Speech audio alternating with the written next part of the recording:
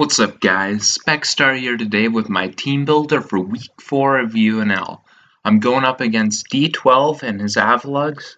Also, I should mention a little bit of a shout out, he is a Specscriber, and his team consists of Jirachi, Mega Sceptile, Zapdos, Tyranitar, which is a Z-move user, Florges, Scolipede, which is his other Z-move user, Stoutland, Entei, Seismitoad, and Hitmontop.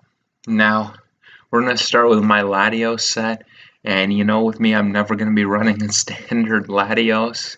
I always got to be doing something different here. And I got mono attacking Earthquake with Toxic, and that's because when I look at his team, I really don't see a need for anything aside from Earthquake. Earthquake is going to 2-hit KO a Tyranitar if it's 252 HP and no defense investment. And Toxic basically covers Zapdos, which is his only ground immunity. Really, with Earthquake, I found that it takes anything that Latios would need to beat, it hits hard enough. So I'm just trying to explain why I've got so different of a Latios set here, because you've probably never seen a mono attacking Earthquake Latios, and you'll probably never see it again. I've got the Defog just in case he gets rocks up and I want to get rid of them. Mostly I probably wouldn't, it's just there for safety, because he does have if he has Hitmontop, I should clarify, because I do have rocks in my Rhydon, and I think rocks are more detrimental to his team than they are to mine. So it's basically just in case he starts spinning away my rocks and I can just get rid of his. I have the speed, of course, for Jirachi and Zapdos. So the next Pokemon I'm going to look at is my Blaziken. And I've got the Rockium Z here, the Continental Crush. And that, of course, is for Zapdos.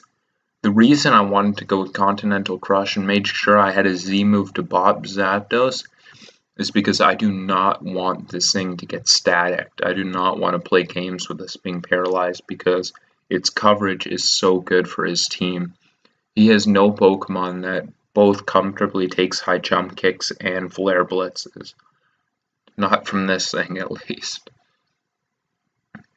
The Z move could also hit Entei if Zapdos is already taken care of, but mostly just for Zapdos. I mean, come on. The next Pokemon I'm gonna... Oh, I should mention its speed, of course. I'm just outspeeding Tyranitar, so I don't have to protect on the thing ever. And it also helps if it's Scarfed. Speaking of Scarf, my next Pokemon is my Zeraora the Explorer. And I'm running a little bit interesting of a set on this thing. I'm running a specially attacking Scarf Zeraora. And Zeraora is already very fast as it is. And it's even faster than this. The reason I decided to make it Scarf is because I can't outspeed Sceptile. And it also helps me outspeed Stoutland. That's exactly what I'm speed creeping. I have one more speed than a jolly max speed Stoutland in the sand, which is, it's even ridiculous that I can outspeed that with this thing. It's so damn quick. I don't even have to be timid to do it. With HP Ice, I can OKO his Sceptile. With Grass Knot, I'm almost certain that if it's 252 HP, I'm almost certain to knock that out with Grass Knot, his Seismitoad. I think I do a minimum of 98 point something. Close Combat just helps me hit T-Tar and Stoutland better, and of course Volt Switch, just a good special move that hits most of his team. So the next Pokemon we're going to look at is the Umbreon. It's got Toxic, Heal Bell, Moonlight, and Foul Play, and this set might as well be the Specstar special at this point, because that is by far my favorite set to run on this thing. I love all those moves. Heal Bell helps with Rhydon and Latios. Foul Play is there. Basically, it can hit a lot of his team. It can prevent this thing from being Scolipede setup fodder. Heal Bell makes Zapdos a lot easier to deal with, and of course, so does Toxic. It can also hit Florges on a switch-in. And I'm physically defensive to deal with Stoutland, T-Tar easier. Can also help me deal with a Sword Stance Sceptile if he opts to bring that, and Entei. So the next one we're going to look at is a little bit interesting of a set here. I got Brickhouse, the Rhydon, running Stealth Rock, Earthquake, Ice Punch, and Rest. Now, with the EVs, I made an Impish Nature just because I get a more significant boost in defense than I do in special defense by having the nature for it, because it has such a high stat. And I just wanted to have a little bit of bulk on both sides because I can really take hits from a lot of Pokemon, both specially and physically with this thing.